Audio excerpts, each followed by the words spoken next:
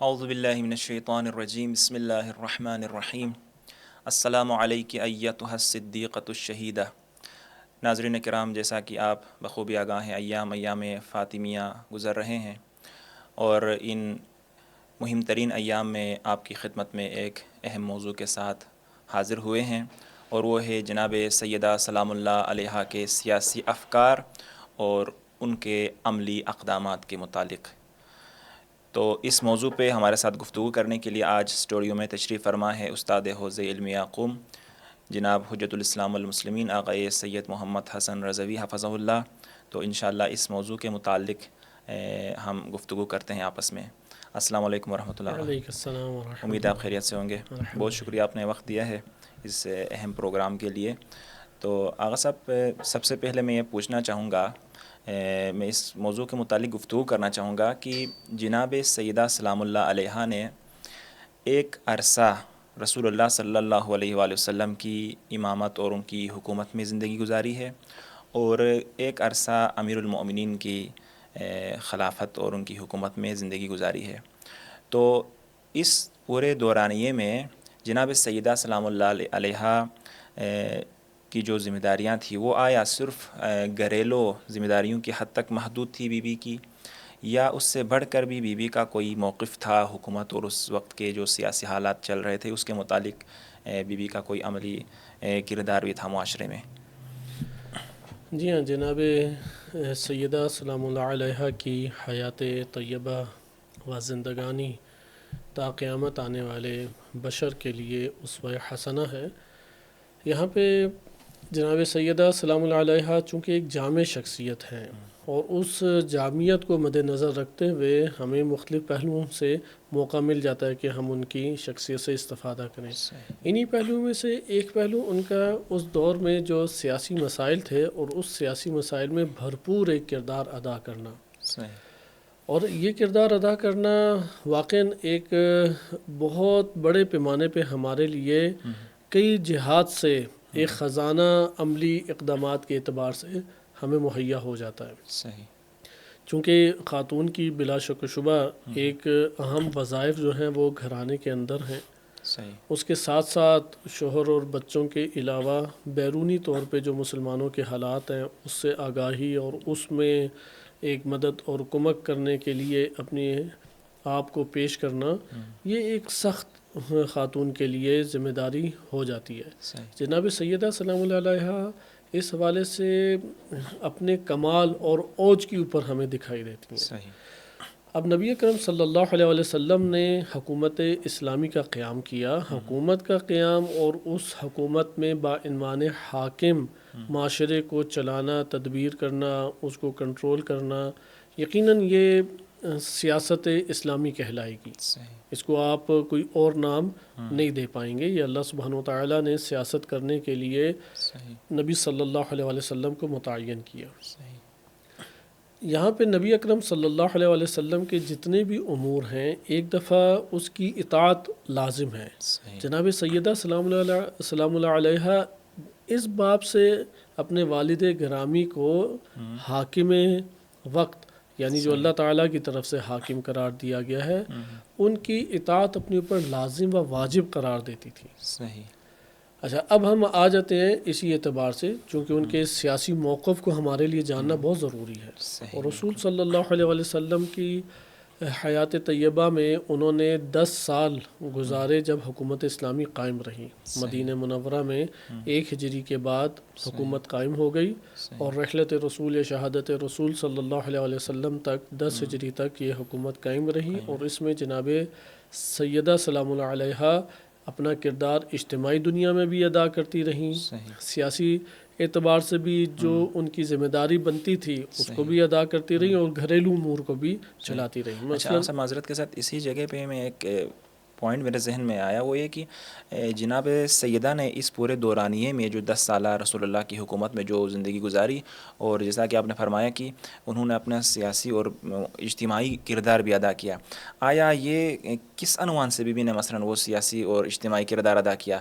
اس عنوان سے کہ چونکہ اس وقت حاکم میرے والد ہیں، یعنی اس عنوان سے ہوتا ہے مثلا آج کل جو دنیا میں چلتا ہے کہ مثلا باپ جو ہوتا ہے وہ بادشاہ ہے، تو مثلا اولاد کو کوئی نہ کوئی ذمہ داری مل جاتی ہے. آیا اس عنوان سے تھی یا واقعاً مثلا اللہ کی طرف سے حاکم تھے اس عنوان سے بیوی نے اجتماعی ذمہ داریاں ادا کی؟ جی ہاں، جناب سیدہ سلام اللہ علیہا کی حیات اور ان کے جو دیگر امور زندگی، کیونکہ قلیل آئے ہیں خواتین کے حجاب کی شدت رعایت کی وجہ سے بہت سارے پہلو ہمارے سامنے اجاگر و آشکار نہیں ہوئے. یہ تو جناب زینب سلام اللہ علیہا و آئمہ اہل بیت علیہ السلام سے کچھ ہم تک پہنچ گیا تو وہ ایک باعث بنا کہ یہ ہستی ہمارے لیے اجاگر ہو پائی.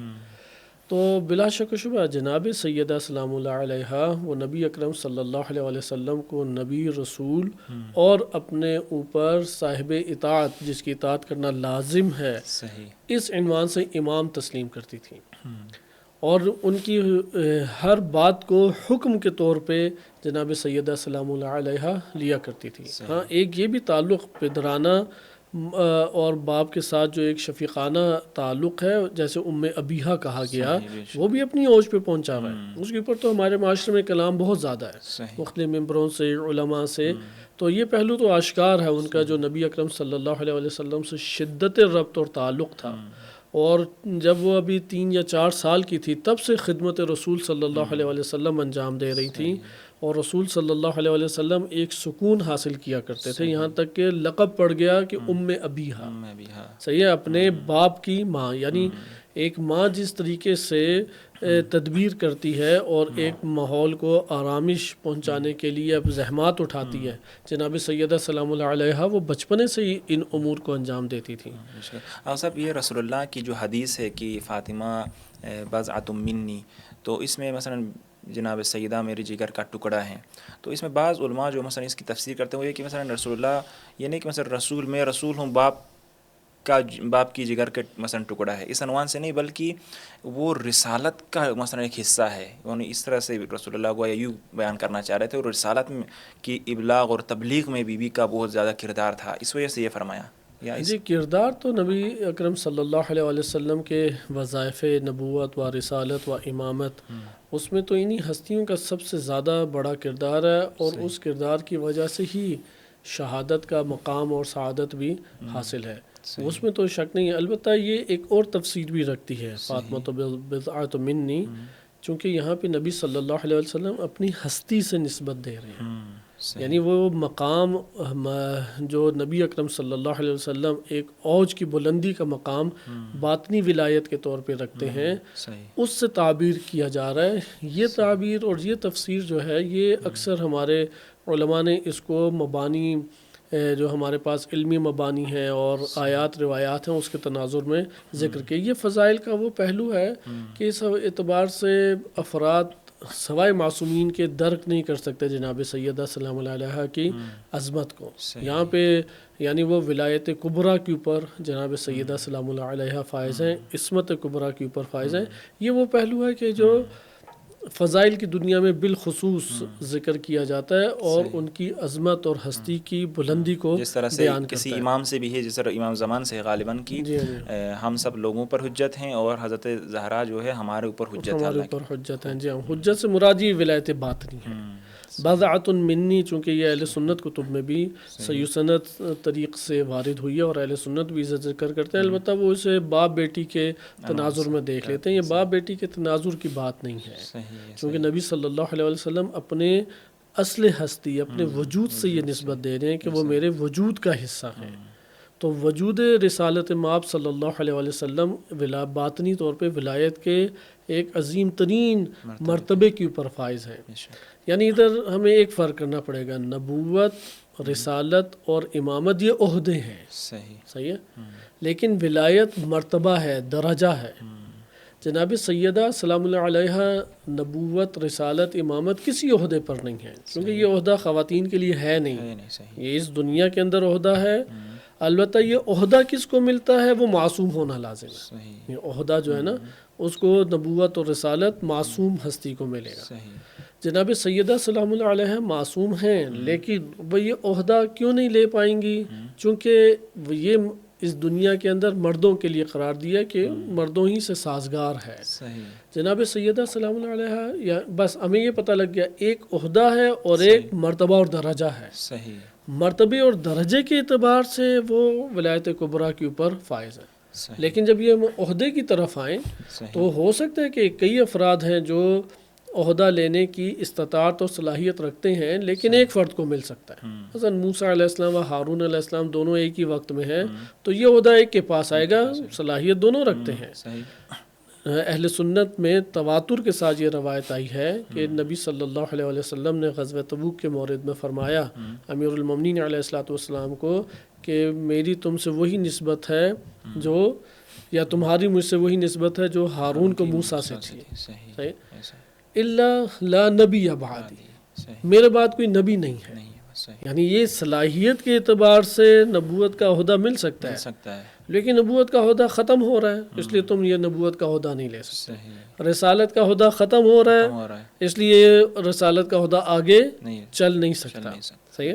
اس کو یہ کہتے ہیں کہ استعداد موجود تھی لیکن اس جگہ پہ گنجائش موجود نہیں تھی مزید عہدہ مل سکے. اس لیے خاتم الانبیاء والمرسلین فقط اور فقط نبی صلی اللہ علیہ وسلم ہے. اس کے بعد کوئی شخص بھی نبوت یا رسالت کا دعویٰ کرے, امام باقر علیہ الصلوۃ والسلام کی صحیح سند ہماری کتب میں روایت ہے کہ وہ شخص اسلام سے بھی خارج ہے اور واجب القتل ہے.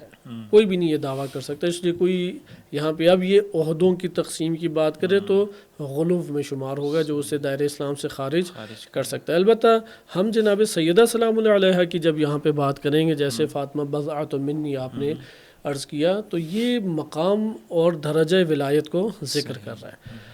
لیکن ہم عملی ابھی ان کی سیرت کے پہلو کو ڈسکس کر رہے ہیں. اس لیے وہ جب سیرت کے پہلو میں معاشرے کے اندر رہتے ہوئے نبی صلی اللہ علیہ وسلم کو معاشرے کے امت کے ایک فرد کے طور پہ اپنے آپ کو مطیع شمار فرماتی تھی اور خواہش یہ کرتی تھیں کہ جو مسلمانوں کے مسائل میں کردار اجتماعی طور پہ تعاون کے اعتبار سے, نصرت کے اعتبار سے وہ دے سکیں اسے حتماً عطا کریں. مثلا اس میں ایک واقعہ عرض کر دیتا ہوں. غزوہ خندق کا مورد تھا. من لا یحضر الفقیہ, اسی طرح کتب اربع میں یہ روایت ائمہ اطہار علیہ السلام سے وارد ہوئی ہے. نبی صلی اللہ علیہ وسلم وہاں پہ مصروف تھے شدت کے ساتھ, چونکہ کفار نے اب مدینہ کے اوپر حملہ کرنا تھا. مشرکین 400 کلومیٹر کا سفر طے کر کے مدینہ کو انہوں نے گھیر لیا. تو آن حضرت صلی اللہ علیہ وسلم نے خندق کھودی. خندق کھودنا کیونکہ بہت پتریلی اور سخت ادھر زمین ہے, تو اس تمام جنگ کو مینج کرنا, مدیریت کرنا تو بڑا سخت کام ہے. دیکھا کہ جناب سیدہ سلام اللہ علیہ رات کے ٹائم تشریف لائیں ان کے پاس, اور آن حضرت صلی اللہ علیہ وسلم کے لیے روٹی حاضر کی. ایک بہترین روٹی انہوں نے بنائی ہوئی تھی. تو انہوں نے پوچھا کہ آپ لوگوں نے یہ کھایا؟ تو انہوں نے کہا کہ ہاں میں نے اس کو بچوں کو کھلایا ہے. تو نبی صلی اللہ علیہ وسلم نے فرمایا کہ 3 دن میں یہ پہلا نوالا ہے کہ جو میں کھا رہا ہوں. 3 دن میں پہلا نوالا. اور اس دو خود جناب سیدہ سلام اللہ علیہ ان کے گھر کی بھی حالت اسی طریقے سے تھی.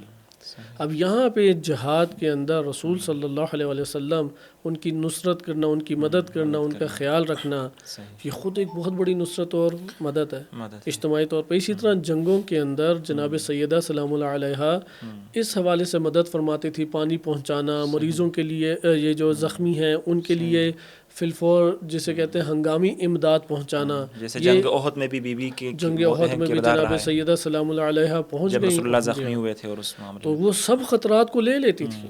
چونکہ یہ چھوٹا خطرہ نہیں ہے کہ جنگ کے مورد میں خاتون کو اوپر حملہ کیا جا سکتا ہے, ناموس پہ حملہ کیا جا سکتا ہے. اس جنگ کے مورد میں بھی اپنے زمانے کی حجت کو وہ تنہا نہیں چھوڑتی تھی. ایسا ہی, یعنی اپنے اس جنگ کے زمانے میں اپنے گھر میں نہ رہنا اور اپنے وقت کے امام کے ساتھ, حاکم کے ساتھ میدان میں حاضر ہونا خود ایک مبارزہ ہے. یعنی مسلمانوں کے اور اسی کا تذکر انہوں نے خطبہ فدقیہ میں بھی کیا. وہ دین اسلام کو فقط اور فقط چند عبادات اور اس کے بعد اپنے گھریلو مسائل کے اندر مصروف ہو کے زندگی بسر کرنا اس اعتبار سے نہیں دیکھتی. ان کا باقاعدہ ایک سیاسی موقف تھا, سیاسی ان کا نظریہ تھا. اس نظریے کے تحت ان کی اپنی ہستی وہ قدم اٹھاتی تھی, اپنا بھرپور کردار اجتماعی زندگی میں ادا کرتی تھیں. جیسے ابھی میں نے 1-2 جنگوں کے اعتبار سے بیان کیا. اب مثلا ان سے ہم ان کی زبان حال سے پوچھنا چاہیں, آپ اسلام کو کس نگاہ سے دیکھتی ہیں؟ آیا فقط فضائل اور ثواب ان دو کے دائرے میں ہی آپ دیکھتی ہیں؟ مثلا اطاعت اہل بیت علیہ السلام کی فقط فضائل کی دنیا میں ہی ہے، تو یہاں پہ آپ خطبہ فدقیہ کو اگر محور بنائیں تو ہمیں جواب وسیع پیمانے پہ سامنے آتا ہے. جیسا کہ جناب سیدہ سلام اللہ علیہ کا میں آپ کی خدمت میں عرض کر دیتا ہوں ایک جملہ، وَطَاعَةَ نِظَامًا لِلْمِلَّةِ، یا بعض جگہوں پہ آیا وَطَاعَتَنَا، جناب زینب بنت علی علیہ السلام ان سے یہ خطبہ نقل ہوا ہے. خطبہ فدق چند اسانید سے ہمارے پاس پہنچا ہے. سب اسانید کو اگر ہم جمع کریں تو شہرت ہر دور میں ہونے کی وجہ سے یہ ایک اعتماد قوی پیدا کر لیتا ہے، کیونکہ اس کے الفاظ، اس کے معنی، اس میں جملات کی ترکیب وہ وہی زبان ہے کہ جو نبی صلی اللہ علیہ وسلم و امیر المومنین علیہ الصلوۃ والسلام کی زبان بلاغت و معارف کی وسعت اور گہرائی کے اعتبار سے ہمارے سامنے اجاگر ہوتی ہے. یعنی گویا ایسا محسوس ہو رہا تھا کہ جناب سیدہ سلام اللہ علیہ کے قالب میں رسول صلی اللہ علیہ وسلم گفتگو کر رہے ہیں. ایسے الفاظ و ترکیب اور معنی کی ایک پوری کی پوری منظومہ صورت معارف کی ہمارے سامنے آتی ہے. اب ادھر آپ یہ جملہ دیکھیں وَطَاعَةَ یا طاعتنا بعض جگہوں پہ جیسے احتجاج تبرسی میں ہے. یہ جملہ جو نقل کروں یہ شیخ صدوق رحمۃ اللہ علیہ نے علل الشرائع ومن لا یحضر الفقیہ میں ذکر کیا ہے. میں یہ تاریخی کتب سے نہیں نقل آپ کی خدمت میں عرض کر رہا ہوں. تو اس میں فرماتے ہیں کہ وَطَاعَتَنَا یا وَطَاعَةَ نِظَامًا لِلْمِلَّةِ، یعنی اطاعت حاکم کو، وہ جو اللہ تعالیٰ کی طرف سے حاکم ہے، اس کی اطاعت کو وہ ملت کا نظام قرار دیتی ہیں. یعنی اس حکومت کو نظام کی جہت سے جناب زہرا سلام اللہ علیہ دیکھتے ہیں. یہ بات آج بہت سارے بعض ایسے افراد جو دقت سے مکتب تشیع کا مطالعہ نہیں کرتے، علماء کی بات میں کر رہا ہوں کہ یہ نظام کی بات کہاں سے آ گئی، کون سا نظام امت، کون سا نظام امامت، یہ نظام وغیرہ کہاں پہ ہیں یہ الفاظ. حالانکہ جناب سیدہ سلام اللہ علیہ یہ اطاعت تو امامت میں اطاعت ہے نا. یہ جو ان کی بطور حاکم اور امامت کے باب میں اطاعت ہے، اس میں وہ اس کو نظام کی صورت میں دیکھ رہی ہیں کہ یہ ملت کے لیے اللہ تعالیٰ نے نظام بنایا کہ حاکم کی ملت اطاعت کرے اور حاکم اس کے اوپر حکم فرمائی کرے. یہ دونوں جب دونوں جز آپس میں جڑیں گے تو اس سے ایک نظم وجود میں آتا ہے معاشرے میں. اس نظم کو نظام سے تعبیر کیا جاتا ہے. تو آپ نے دیکھا کہ سیاسی تفکر کے اعتبار سے وہ امامت کو یا حاکم الہی جو اللہ سبحانہ و تعالیٰ کی طرف سے ہے اس کی اطاعت کو نظام کے عنوان سے مطالعہ یا مشاہدہ کرتی تھی. صحیح، ماشاءاللہ. تو سب یہ آپ نے جیسا فرمایا کہ بی بی سیدہ سلام اللہ علیہ کا سیاسی موقف بھی تھا اور وہ موقف آپ نے ماشاءاللہ بیان کیا. اس کے علاوہ بی بی سلام اللہ علیہ جو ہے اہل بیت علیہ السلام کی اطاعت کو صرف محبت کی حد تک ہی دیکھتی تھی، یا اس کو مثلاً آگے اس کے علاوہ بھی محبت سے بڑھ کر اس کے اوپر نگاہ تھی بی بی کی؟ جی ہاں، جناب سیدہ سلام اللہ علیہ کے جیسا کہ آپ سیرت کو مطالعہ کریں، کیونکہ بلا شک و شبہ فضائل اہل بیت علیہ السلام جو ہمارے ہاں وارد ہوئے ہیں اور ان کے بلند ترین مقام اور مرتبہ کو ذکر کرتے ہیں، اس میں فقط ان سے محبت کا ایک تعلق بھی انسان کے لیے کئی امتیازات رکھتا ہے. لیکن جناب سیدہ سلام اللہ علیہ اس سے وسیع تر اپنی زندگی میں نگاہ بھی رکھتی تھی اور عمل بھی ان کا ثابت ہے. مثلاً حکومت کیسے چلے، ایسا نہیں ہے کہ ان کا کوئی اس حوالے سے موقف نہیں ہے، بلکہ جناب سیدہ سلام اللہ علیہ عدل کی اساس پہ حکومت چلنے کی قائل تھیں. حاکم کے اعتبار سے معتقد تھیں کہ اللہ تعالیٰ نے جو حاکم قرار دیا ہے اسی کی اطاعت کی جائے. اسی طریقے سے جہاد کو برملا طور پہ بیان کرتی تھی کہ جہاد ہونا چاہیے، برملا طور پہ جہاد کی حمایت کرتے تھے. آج کے دور میں ایسا نہیں ہے کہ جہاد کا لفظ بھی خاتون نے زبان پہ نہیں لانا. جہاد کے حوالے سے خطبہ فدقیہ میں انہوں نے واضح طور پہ بیان کیا. اسی طرح امر بالمعروف و نہی عن المنکر، کیونکہ یہ سارے جنبے اجتماعی اور سیاسی رکھتے ہیں. بالکل معاشرے کے اندر امر بالمعروف و نہی عن المنکر کے اعتبار سے وہ ایک ذمہ داری قرار دیتی تھی. لہٰذا اسی حوالے سے یعنی محبت اہل بیت علیہ السلام اور اس کا بیان وہ بھی وارد ہوا ہے جناب سیدہ سلام اللہ علیہ سے. بلند ترین جو ان کی فضیلت ہے وہ بھی وارد ہوئی ہے. لیکن ایک مرتبہ معاشرے کے اندر رول ماڈل کے طور پہ نبی صلی اللہ علیہ وسلم انہیں پیش کرتے ہیں، اور وہ جب رول ماڈل کے طور پہ اسوہ کے طور پہ ہمارے سامنے اجاگر ہوتی ہیں تو ہم دیکھتے ہیں کہ وہ ان کی سیاسی موقف بھی ہیں، اجتماعی موقف بھی ہے، اور اس اجتماع میں اصلاح کے حوالے سے بھی وہ نظریات امت کو دے رہی ہیں، صحیح، اس حوالے سے رہنمائی امت کی کر رہی ہیں۔ صحیح، چونکہ معاشرے کے اندر اصلاح کے لیے ایک دفعہ قانون کا اجرا لازم ہے، صحیح، ایک مرتبہ قوانین کے اجرا کے ساتھ ساتھ مجرمین کو کنٹرول کرنا بھی لازم ہے۔ یقیناً ان سب چیزوں کے اوپر نگاہ ہو تو تب ایک سیاسی موقف سامنے آتا ہے۔ اب آپ ادھر خطبہ فدق میں ملاحظہ کریں چند کلمات صحیح، کہ عدل کا تذکرہ 2 مرتبہ فرمایا۔ صحیح، ایک دفعہ فرمایا کہ والعدل تسکین للقلوب ہے، دلوں کے اندر سکون برپا کر دیتا ہے۔ صحیح، صحیح ہے؟ معاشرے کے اندر اگر سکون کو ہم چاہتے ہیں تو عدل کو ہم حاکم کر دیں۔ ظاہر سی بات ہے جب معاشرے میں عدل و انصاف کا قیام نہیں ہوگا تو مظلوم جو ہے احساس ناامنی کرے گا اور وہ سکون اس کو حاصل نہیں نامنیت ہوگا۔ آ جائے گی، واضح سی بات ہے، قتل و غارت، نامنیت، فساد اور دیگر مسائل بڑھتے چلے جائیں گے، لیکن یہ خود نگاہ ہونا کہ معاشرے سے یہ نامنیت، قتل و غارت، فساد کیسے دور ہو، اس کا محور عدل ہے۔ یہ تمام انبیاء و ائمہ علیہ السلام ان کا یہ موقف سیاسی ہے، اور عدل بھی جو ہے وہ حاکم وقت کی طرف سے اجرا ہوگا تو یہ بھی ایک حساسیت عدل کہلاتا ہی تب ہے، وَإِلَّا یہ تو نہیں ہو سکتا کہ حاکم ظالم ہو یا غیر شرعی ہو یا غیر قانونی ہو اور اب تقاضا کریں وہ معاشرے میں عدل کو قائم کرے، تو یہاں پہ ناانصافی وجود میں آ رہی ہے۔ وہ بے شک عدل کے بہت سارے امور کھڑے کر دے، لیکن ہم کہیں گے کہ ہاں ٹھیک ہے بعض جگہوں پہ اس نے عدل قائم کیا لیکن کامل عدل نہیں ہے۔ بنیاد اس معاشرے میں جب ظلم کے اوپر ہو تو اس ظلم کے ذریعے سے جو خیر ہمیں ظاہر نظر آ رہا ہے اس میں ملاوٹ ہے اس ظلم کی۔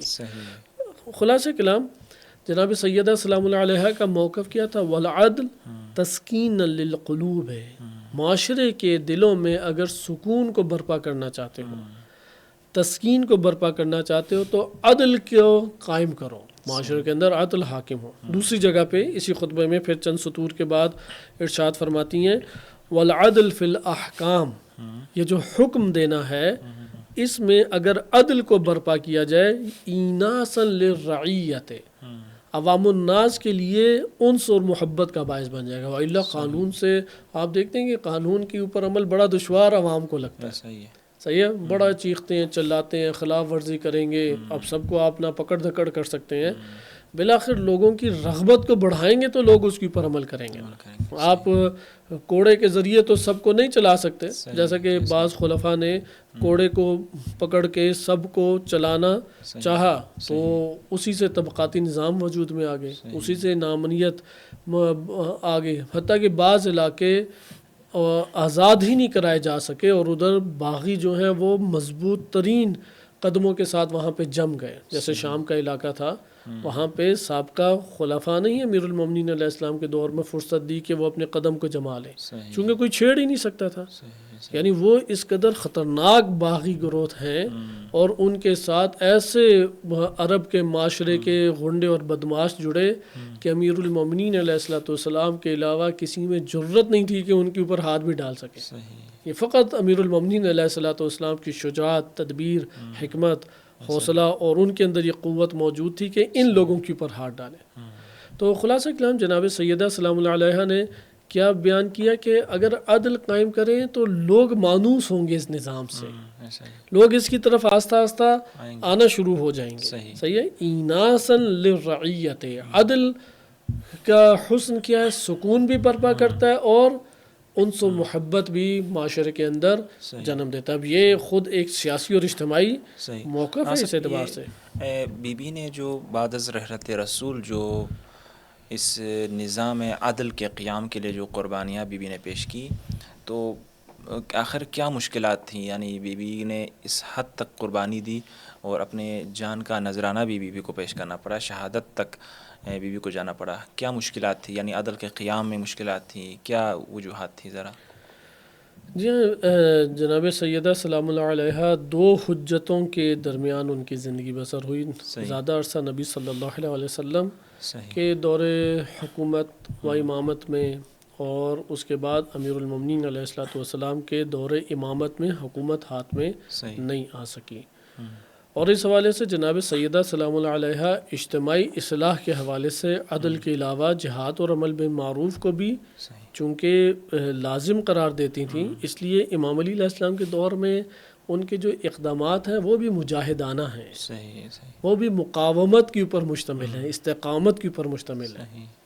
اس لیے وہ خطبہ فدق میں فرماتی ہیں والجہاد عزا للاسلام، اسلام کی عزت کس میں ہے؟ جہاد میں، مقاومت میں، استقامت. اچھا جہاد لسانی بھی ہوتا ہے، جہاد مال سے بھی ہوتا ہے، جہاد ہاتھ سے بھی ہوتا ہے. قرآن کریم نے بھی یہ بات کیا کہ وَتُجَاهِدُونَ فِي سَبِيلِ اللَّهِ بِأَمْوَالِكُمْ وَأَنفُسِكُمْ ذَلِكَ خَيْرٌ لَكُمْ إِن كُنتُمْ تَعْلَمُونَ. سورہ صف میں ارشاد باری تعالیٰ ہوتا ہے تجارت کا ایک طریقہ اللہ نے بیان کیا، ایمان لاؤ اور اللہ کی راہ میں مال اور سے جو جہاد کرو، بِأَمْوَالِكُمْ وَأَنفُسِكُمْ اور اپنی جان سے جہاد کرو. صحیح. جان سے جہاد ہے یہ صدائے حق بلند کرو. صحیح. جان سے جہاد ہے ہی یہ کہ اپنے ہاتھ سے جو عمل انجام دے سکتے ہو، تدبیر سے جو عمل انجام دے سکتے ہو، عقل سے جو عمل انجام دے سکتے ہو، ان سب کے ذریعے سے تم جہاد کرو، کیونکہ یہ نفس ہے انسان کا. صحیح ہے، انسان کے نفس میں ممکن ہے کہ ایک جگہ کے اوپر ہاتھ نہیں چلا سکتے، لیکن تدبیر عقل کے ذریعے کر سکتے ہیں، عقل کے ذریعے تدبیر کریں. ایک جگہ پہ آپ ممکن ہے کہ اس تدبیر میں تدبیر ہوئی بھی ہے، لیکن آپ نے اپنی جگہ فراہم کرنی ہے. جگہ فراہم کریں گے، خطرہ لاحق ہو جائے گا. خطرہ لاحق ہوگا تو آپ اس جگہ پہ اب دو میں سے ایک ہی، یا تو میں یہ جگہ نہ دوں، نہیں دیں گے تو ٹھیک ہے، وہ اگلا تو یہ چاہ رہا ہے، یا جگہ دیں تو خطرے کو مول لیں. اب یہاں پہ جہاد کیا ہوگا؟ خطرے کو مول لینا. لہذا جناب سیدہ سلام اللہ علیہ کا نظریہ ہی یہ تھا، سیاسی اور اجتماعی موقف یہ تھا، والجہاد عزا للاسلام ہے، جہاد اسلام کے لیے عزت ہے. اچھا امر بالمعروف و نہی عن المنکر کے باب سے آ جائیں تو وہ واضح بیان فرماتی ہیں والامر بالمعروف مصلحۃ للعام، مصلحۃ للعام، یعنی یہاں پہ یہ نہیں کہہ رہے کہ واجب ہے یہ فقہی طور پہ، یعنی فقہی تناظر نہیں بیان کیا ہے. یہ مہم ہے چونکہ امر بالمعروف نہی عن المنکر کا ایک پہلو فقہی ہے جو وجوب کے اعتبار سے ہے، یا اس کے بقیہ مصادیق ہم آ سکتے ہیں. بعض جگہوں پہ ممکن ہے کہ ہم یہ کہہ سکیں کہ واجب ہونے کے علاوہ مستحب ہے. واجب اور مستحب کی ادھر بحث نہیں کی. خطبہ فدق میں بیان فرمائے والامر بالمعروف مصلحۃ، لیکن کس کی مصلحت ہے؟ یعنی امر بالمعروف کرو گے، معروف کی طرف حکم دو. یہاں پہ آپ نے بڑے پیار اور محبت سے بات نہیں کرنی، آرڈر دو، یعنی آرڈر جاری کرو. امر بالمعروف اور نہی عن المنکر دو الگ الگ چیزیں ہیں، ایک ہی چیز نہیں ہے. نہیں سے نہیں یعنی کہہ رہے ہیں کہ تم منع کرو، منکر سے منع کرو. ہاں ایک دفعہ آپ کہتے ہیں کہ منکر کی قباحت کو آشکار کرتے ہیں، ایک دفعہ آپ منکر کے بارے میں کہتے ہیں نہیں ہے کہ تم منع ہو جاؤ اسے، خبردار اس منکر کو انجام دے. یہ نہیں ہے المنکر. امر بالمعروف کیا ہے کہ لازمی طور پہ یہ تم انجام دو، آرڈر دیں گے آپ، یہ امر بالمعروف ہے. وائلا واعظ کہلائے گا. صحیح ہے. نفی اور نہیں میں فرق ہی ہے، نفی میں واعظ ہے، منکرات سے نفی میں کیا ہے؟ نصیحت ہے، یا واعظ ہے، نصیحت لفظ ہم نہیں لاتے، واعظ ہے یا اس کی اوپر آپ نے رہنمائی یا تبلیغ ہے. لیکن ایک دفعہ کہتے ہیں کہ خبردار تم نے یہ منکرات انجام دی، ان منکرات کو ترک کر دو. صحیح ہے. یہ منکرات جو انجام دے گا وہ اللہ کا مجرم ہے، اس لیے اسے حتماً ترک ہونا ہے. یہ جو آپ حتماً ترک کرنے کی بات کریں اسے کہتے ہیں نہیں. اسی طرح سے جو آپ لازمی کرتے ہیں یہ معروف ہے، یہ ہے کہ جس کی معرفت لازم ہے اور نیکی ہے، یہ اسے انجام دو تم. یہ جو آپ تاکید کر رہے ہیں انجام دو، یہ امر بالمعروف ہے. یہ اگر معاشرے میں وجود میں نہ آئے تو معاشرے کے عمومی مصالح و منافع حاصل نہیں ہوں گے. جیسے امنیت حاصل نہیں ہوگی، شرک اور فسق اس سے چھٹکارا حاصل نہیں ہوگا، برائی ختم نہیں ہوگی، معروف جنم نہیں لے گا معاشرے میں. لہٰذا کیا فرمایا؟ مصلحۃ للعامۃ، عامت یعنی عامت الناس کے لیے، ہاں عوام. اب یہ دیکھیں جب عوام کے بارے میں موقف پیش کریں کیا ہو گیا؟ سیاسی و اجتماعی پہلو. اس لیے جناب سیدہ سلام اللہ علیہ سے اگر ہم زبان حال سے اس خطبے کے تناظر میں سوال پوچھیں کہ معاشرے کے اندر برائیاں پھیل رہی ہیں، معروف ختم ہو رہا ہے، تو کیا اس کا حل ہے؟ عوام کے اندر ہم کیا کریں اور کس طرح سے آگے ہم قدم اٹھائیں؟ تو جواب ادھر سے آئے گا، عامۃ الناس کے لیے معروف کو تم حکم دو کہ معروف کو انجام دیں. اور اللہ عوام تو عوام ہے، ظاہر سی بات، ان میں سے جو مثلا کوئی کچھ خاصی افراد، مثلا کچھ گنے چنے ہی افراد اس پہ عمل کریں گے جب یہ واز کی صورت میں ہوگا. جی تو اس کے لیے امر کرنے کی صورت ہی ضرورت بلا شک و شبہ. اس لیے جناب سیدہ سلام اللہ علیہ کس کی قائل ہے؟ معروف کی بات آ جائے تو تم آرڈر جاری کرو کہ اسے قائم کرو، اسے جاری کرو. ہاں صاحب، یہ جو بی بی سلام اللہ علیہ نے جو مبارزہ کیا اور جو قیام فرمایا، بعض لوگ اس کو جو ہے نا مثلا ایک میاں بیوی کا جو رشتہ ہوتا ہے اور آپس میں جو ہمدردی ہوتی ہے اس کا رنگ دینے کی کوشش کرتے ہیں. مثلا میرا جو ہے نا مثلا اس کے حوالے سے ذہن میں یہ سوال پیدا ہوا کہ اگر بالفرض اگر بی بی سلام اللہ علیہ اور امیر المؤمنین کے درمیان مثلا یہ جو رشتہ تھا، زوج و زوجیت کا رشتہ، اگر بالفرض نہ بھی ہوتا تو آیا بیوی جو ہے اسی ہی موقف پر ہی قائم رہتی کہ حاکم جو ہے وہ اللہ کی طرف سے جو حاکم ہے اس کی حمایت میں بھی بالکل اسی طرح سے ہی نکلتی، یا صرف شوہر ہونے کے عنوان سے جو شبہ ایجاد کیا جاتا ہے؟ اس پہ آپ تھوڑا سی روشنی ڈالیں. یہ بات تو لازم ہے جناب سیدہ سلام اللہ علیہ گھر کے اندر جو امور انجام دے رہی ہیں وہ تو ایک ہمسر اور ایک شوہر اور اس کی خدمت اور بچوں کی خدمت کے اعتبار سے جو ایک جہاد خاتون کے لیے ہے اس کو مد نظر رکھ رہی ہیں. اور انہیں آخری ایام میں یعنی جناب فضہ کی صورت میں جو کنیز انہیں میسر آئیں وہ 8 یا 9 ہجری کے بعد کی ہیں. ایسا نہیں ہے کہ شروع سے انہیں میسر آ گئی، یعنی آخری 1-1.5 سال میں انہیں میسر آئیں کنیز کے طور پہ. اور وہ بھی سارے کام کنیز نہیں وہاں پہ کیا کرتی تھی، آنا جانا خواتین کا ہوتا تھا، اس لیے گھر کے سخت ترین وہ کام انجام دیتی تھی. جناب رسول صلی اللہ علیہ وسلم سے جو تسبیح فاطمہ الزہرا سلام اللہ علیہ کا ایک نجات یافتہ نسخہ امت کو میسر آیا، وہ واقعہ اس کے اوپر بہترین طور پہ شاہد ہے. لہٰذا ان کا یہ تعلق بھی تھا کہ شوہر ہونے کی وجہ سے ان کی غم گسار تھیں، ان کی مدد بھی کرتی تھی، ان کی حمایت بھی کرتی تھیں، ان کی اطاعت گزار بھی تھیں، اور ایک جہاد کی کیفیت جسے وہ خاتون کے اوپر کاموں کے اعتبار سے اسے انجام دیتی تھی. لیکن جب معاشرے میں قدم رکھنا ہے، معاشرے میں جب حمایت کرنی ہے، تو یہ اپنے سیاسی اور اجتماعی موقف کے اعتبار کے اوپر کرتی تھی. وہ جو ان کا اعتقاد ہے اس کے اعتبار سے، یعنی اگر یہ رشتہ نہ بھی ہوتا امیر المومنین علیہ الصلوۃ والسلام سے، اور امیر المومنین علیہ الصلوۃ والسلام ہی اللہ تعالیٰ کی طرف سے حاکم وقت قرار پاتے، تو وہ امت کے ایک فرد کے طور پہ جو ان کی ذمہ داری بنتی ہے نصرت کے اعتبار سے، مقاومت کے اعتبار سے، مدد کے اعتبار سے، وہ حتماً و حتماً انجام دیتے ہوئے اپنے آپ کو مرتبہ شہادت تک پہنچاتی. لہٰذا یہ جو مسئلہ ہمارے لیے پیش آیا، چونکہ ان کا موقف کیا تھا؟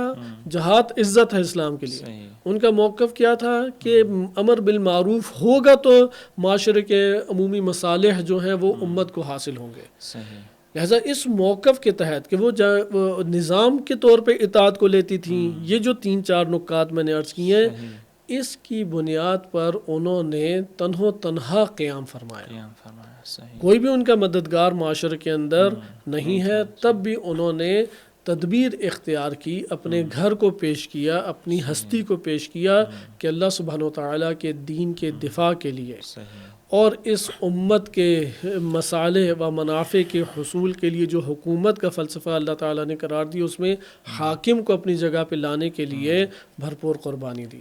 مثلا میں اس میں ایک چھوٹے سا واقعہ ذکر کر دوں جو اہل سنت کتب میں بھی وارد ہوا ہے کہ امیر المومنین علیہ الصلوۃ والسلام مدعی تھے کہ خلافت میرا حق ہے، کیونکہ اعلان غدیر کے علاوہ کئی مواقعوں پہ نبی اکرم صلی اللہ علیہ وسلم امام علی علیہ الصلوۃ والسلام کو حاکم وقت یعنی حکمران پوری امت کا قرار دے گئے.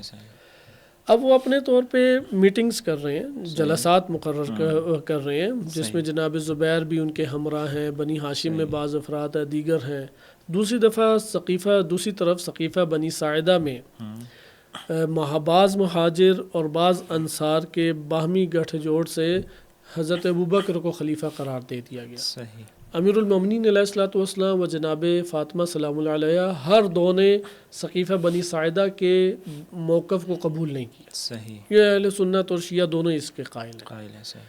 اچھا اہل سنت قائل ہیں 6 مہینے بعد امام علی علیہ الصلوۃ والسلام نے قبول فرما لیا، لیکن جناب سیدہ سلام اللہ علیہ کی زندگی میں بیعت نہیں کی. صحیح. اہل سنت کا یہ موقف ہے. صحیح. اب ہم اس جگہ پہ آ جاتے ہیں کہ جب تک یہ ٹکراؤ موجود تھا تو صحیح. امام علی علیہ الصلوۃ والسلام کے اس حکومت کو لینے کے لیے اور افراد سے روابط قائم کرنے کے لیے ساری میٹنگز کہاں پہ ہو رہی تھیں؟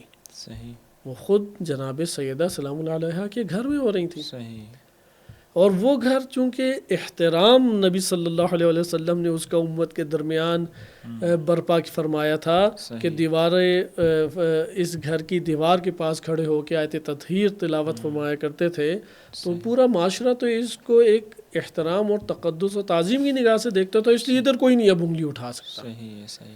تو یہاں پہ اہل سنت کتب کہتی ہیں کہ خلیفہ دوم گئے اور انہوں نے سخت الفاظ میں دھمکی دی کہ اگر آئندہ یہاں پہ یہ جلسات ہوئے تو اس گھر کو میں آگ لگا دوں گا. یہ ان کے یہاں معتبر حدیث میں مصنف ابن عبد الرزاق نے اسے ذکر کیا. جلایا نہ بھی ہو تو یہ دھمکی دینا خود ایک بہت بڑی بات. ہاں یہ بلا شک و شبہ کہ بعض ایسے امور ہوتے ہیں کہ اس کے حوالے سے ایک لفظ یا ایک نگاہ اٹھانا ہی وہ بہت ایک سنگین بات شمار ہوتی ہے، بہت سنگین ایک بات شمار ہوتی ہے. لہٰذا اس کے بعد اب گھر میں صلاح مشورے ہوئے کہ کیا کیا جائے، تو انہوں نے میٹنگز باہر شروع کر دیں، لیکن بعض ہوتی تھی تب بھی میٹنگز.